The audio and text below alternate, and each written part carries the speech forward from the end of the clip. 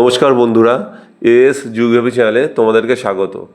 আজ আমি তোমাদের সামনে আপার প্রাইমারি সিরিজের নতুন একটি ভিডিও নিয়ে চলে এসেছি, যেটি বেঙ্গলি বা বাংলা ভাষার উপরে। তো সেই বাংলা ভাষার ছোট্ট একটা সাব টপিক সাধু ও চলিত ভাষা। সেই সাধু ও চলিত ভাষা এই ছোট্ট সাব টপিক এর উপরে আমরা 10টা খুবই গুরুত্বপূর্ণ এমসিকিউ প্রশ্ন নিয়ে আমরা আলোচনা করব আজকের এই ভিডিওটির মাধ্যমে। এই প্রশ্নগুলি কিন্তু খুবই ইম্পর্টেন্ট এবং আগামী তোমাদের পরীক্ষার জন্য কিন্তু এটা আসতে পারে। তো তোমরা খুব কেয়ারফুলি এই 10টা প্রশ্ন একটু ফলো করো এবং দেখো। তো তোমরা এটা শেষ পর্যন্ত দেখবে, তাহলে কিন্তু খুব সহজেই তোমরা সাধু ও চলিত ভাষা সম্পর্কিত এমসিকিউ প্রশ্ন কেমন হতে পারে সেটা একটা ধারণা পেয়ে যাবে। তো বন্ধুরা, চলো শুরু করা যাক।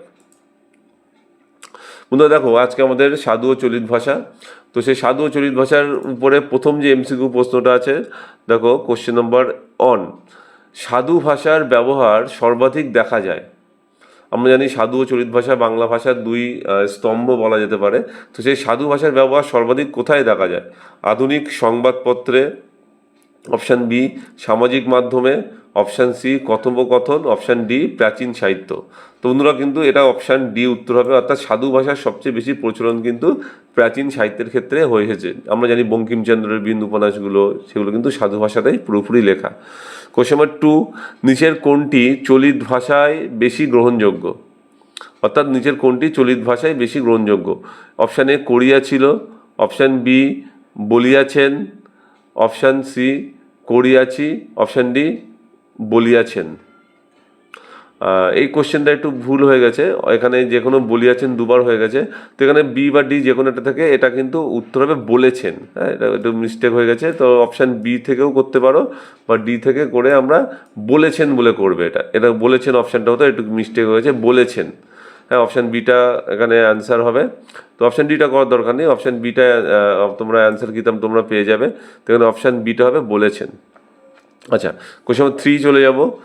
3তে কী বলছে দেখো, তাহারা গ্রামে বসবাস করিতেছে, বাক্যটিতে সাধু ভাষার লক্ষণ কোনটি? অর্থাৎ তাহারা গ্রামে বসবাস করিতেছে বাক্যটিতে সাধু ভাষা কোনটি? তোমরা মনে রাখবে, সাধু ভাষা বা চলিত ভাষা এটা কিন্তু ক্রিয়ার মাধ্যমেই কিন্তু বোঝা যায়। তো এখানে অপশান এ আছে করিতেছে, অপশান বি তাহারা, অপশান সি বসবাস, অপশান ডি গ্রামে। তো এখানে ক্রিয়া কিন্তু করিতেছে, অর্থাৎ এখানে সঠিক উত্তর হবে অপশান এ করিতেছে। এটা দেখে কিন্তু আমরা বুঝতে পারবো যে এটা সাধু ভাষায় লেখা। বন্ধুরা, চলে যাবো পরের প্রশ্নে। পরের প্রশ্ন আছে কোশ্চেন নম্বর 4। কোশ্চেন নম্বর 4-এ চলে যাব।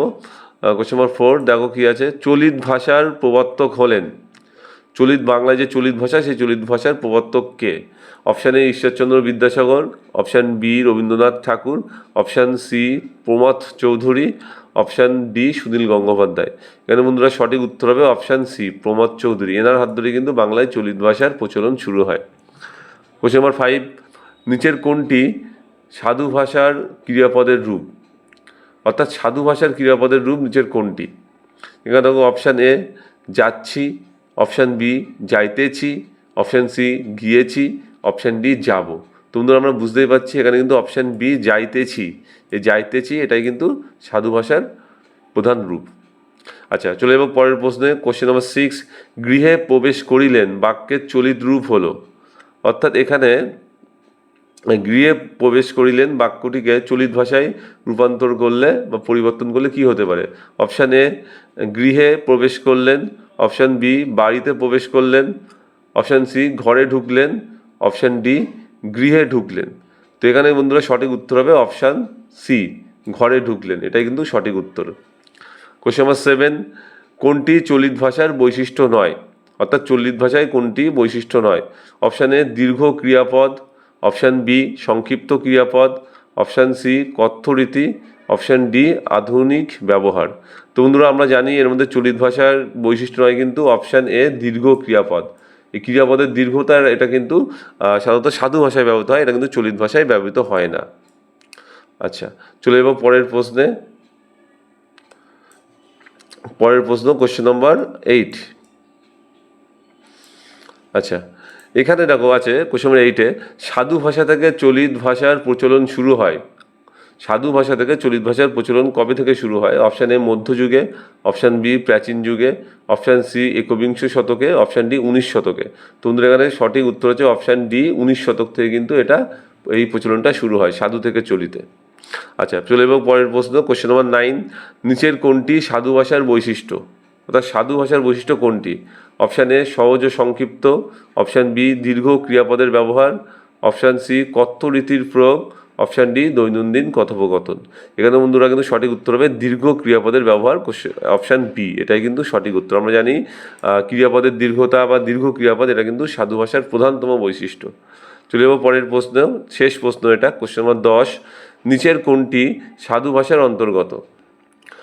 অপশান এ হয়েছে, অপশান বি করলাম, অপশান সি গিয়েছিল, অপশান ডি হইয়াছে।